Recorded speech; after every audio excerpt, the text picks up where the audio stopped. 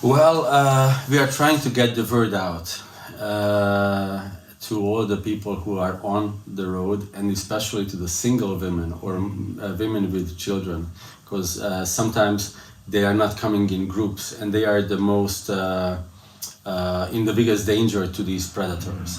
Because the moment this whole thing started, our connections have alerted us that on the dark web, the number of new women showing up in apartments and on doorsteps of people with sexual offers has grown significantly. And what they did was the human traffickers, they are always faster. Sin is always faster. Crime is always faster than the help.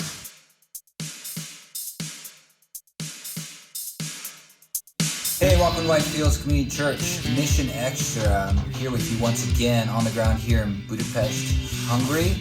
And I'm with one of our missionaries, Whitefields missionaries. This is Németh Laci, or as we would call him in English, Laci Németh or Laszlo Németh. And he's one of our missionaries that we support here in Budapest as a pastor here in the church, also as a leader of one of the human trafficking organizations that we have been had a chance to support and to come alongside. So I want to look at three things here as we talk to Laci. We just want to find out who he is, you guys getting acquainted with him, what he's doing right now, and then we're going to just look at a final question, which I think is very important, especially to the work that he does here on the ground for us. So Laci, tell us about yourself, how you come to be here in Budapest, and kind of our connection through the years, and how you've now connected with Whitefields. Okay. I was born and raised in a country that doesn't exist anymore. It's called Yugoslavia. That's where I got saved, and then due to the war in 90s, my parents have sent me over to Hungary. This is where I grew in the Lord.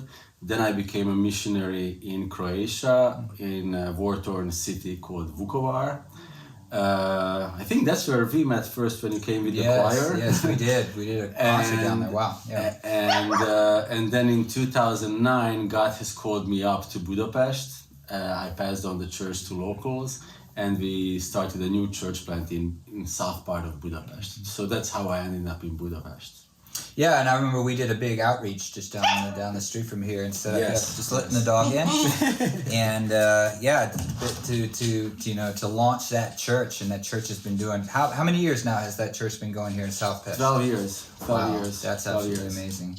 Yeah, I know, it's just a great joy to be a part of that, and your family. So just introduce us a bit to your family. Okay, I have a wonderful wife and 4 children. The oldest girl is 17, then 14, 12, and we have a boy who is 8 years old.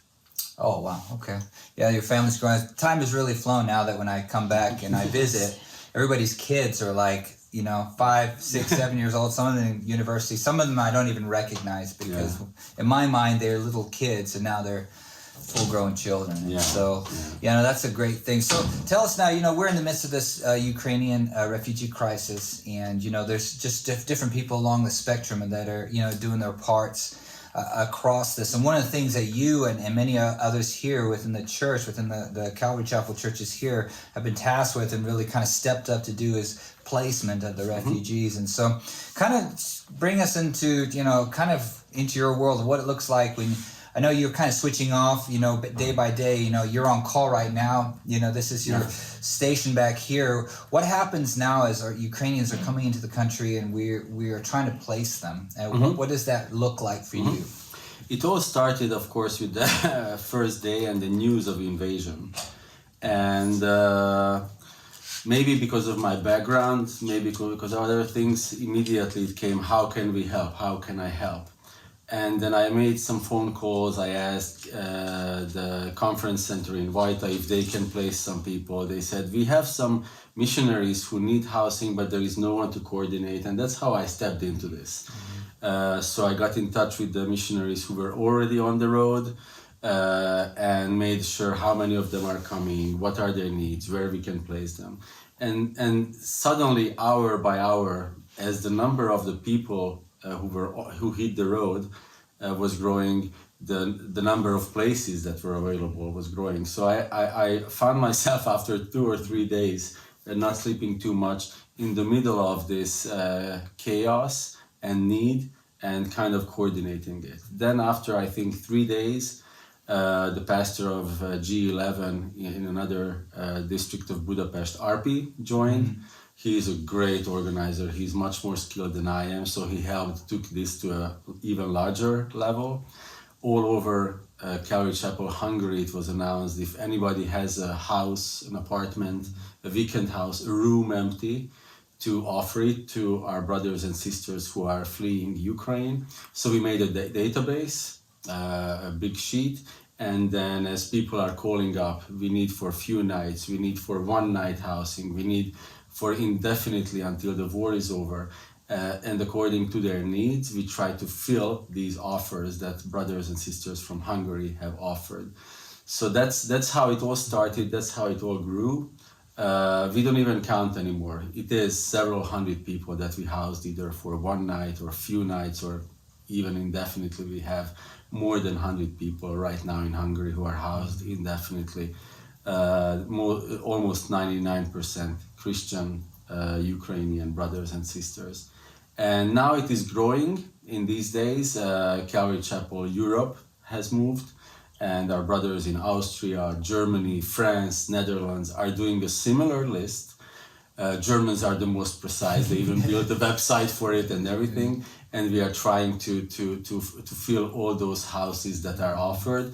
So our brothers and sisters from Ukraine have a safe haven until this war is over, and that they would be taken care of. My favorite group is a group of Christians from Denmark who organize buses to go and pick up Christians in Moldova and Romania and drive them all the way to Denmark and house them and take care of them until the war is over. Yeah, no, I think I saw a message this morning on the boards. They're going to be stopping through Vita, and they wanted to know, is there anybody else we can stick on the buses so that we can take those people on to Denmark? Yeah, no, it's great to see.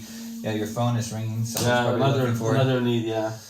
And no, it's just amazing to see how, we're not talking like there was like preparation for this. We're talking from day zero now to where we are, almost 2 weeks into this thing, that this whole network across Europe has sprung up and is taking care. And across the globe. As well. So do you have any like numbers? I remember seeing Arpi posted somewhere that they had placed 250 people in a particular day. Well, what are kind of numbers that you're seeing on a daily basis?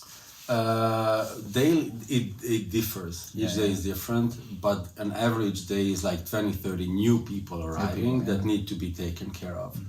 And lately we see a number of those who have been placed in Hungary for indefinitely, that they are finding connections with relatives who found a place in Germany, so they go and join. They would like to stay close to their brothers and sisters, so either connect with the church family or either connect with blood family. So there is and these places get emptied, and then new people can go into those houses. So daily 20, 30 new people and 5 to 10 move on. So there is still a growing need for housing all over Europe. Because I've seen, I think the numbers are like towards 3 million Ukrainians have fled to the West, majority being in Poland and of course Hungary, Moldova, Slovakia, Romania, Lithuania. We have many people who are flying from Hungary to Lithuania. It's wherever the relatives or brothers and sisters are. So it just seems like it's pretty important that the more farther west, so that these border countries are not necessarily overrun. Because I know Poland has been saying it, they are overrun. They're pretty overrun. So just amazing. So thinking about like if somebody's in our church sitting there watching, how do you think they best can contribute to your efforts here, yours and Arpi's, and your team's efforts here on the ground? Well, from the United States, I would suggest financial aid for sure, either to go straight into Ukraine. Benjamin Morrison's church is doing an excellent work. Within Ukraine, they are in an area where many people from east side of Ukraine is flooding towards. They are refugees, and they try to stay, if possible, within Ukraine. Many of them later on continue towards West Ukraine, and then they end up either in Poland or in Hungary. So financial aid to go to that need, or if they can support the help we are doing currently here, these several hundred of people to be housed and fed 24/7 in the coming weeks. It will be a growing financial need for that, for sure. Plus also we are helping to logistically place them in Germany or Austria or Slovakia, the neighboring countries. Yeah, because then, Benjamin Morrison is one of our missionaries too there at Whitefield. So definitely be praying for him. He's doing amazing stuff there in Speak-Levox. You can't say that right, but all these refugees that are in, internally displaced people, and just doing services down in the metro, and when the air raid sirens are going off, and they're doing amazing work. Also into Ternopil, and so definitely something you'd be praying about. One last question, which is something that I know is close to your heart, and it's kind of one of the last things that I did before I left this country, and that was human trafficking, sex trafficking, and at the time it was for me many ideas. I think it's become anonymous ways now. That's something that we support as well, and that's kind of like been a thing that's kind of popped up on the radar with this Ukrainian thing, and what are your thoughts towards that? Well, we are trying to get the word out to all the people who are on the road, and especially to the single women or women with children, because sometimes they are not coming in groups, and they are the most in the biggest danger to these predators. Because the moment this whole thing started, our connections have alerted us that on the dark web, the number of new women showing up in apartments and on doorsteps of people with sexual offers has grown significantly. And what they did was, the human traffickers, they are always faster. Sin is always faster. Crime is always faster than the help, because we are reacting to the need. They were hunting down young Ukrainian women, even if they were with children, and they robbed them, they steal them away, and they were like forcing them into sexual abuse and prostitution and human trafficking. So we had to get the word out, and our connections in Ukraine are already, if they see women who are coming either alone, to group with someone, not to trust any man. Even Hungarian police finally, after a few days on the borders, is making sure they don't let out single women with foreigners. So we encountered that when our guys went to do transportation, that they wouldn't want to give them the women out from the safe harbor at the border, because what if you are human traffickers? And they checked our conference center if it's truly there, if those people truly arrived. So in the beginning it was a bigger danger. Now police is paying attention to this, and we are trying to spread the word to make sure that single women or young mothers with children would not be in danger of human traffickers.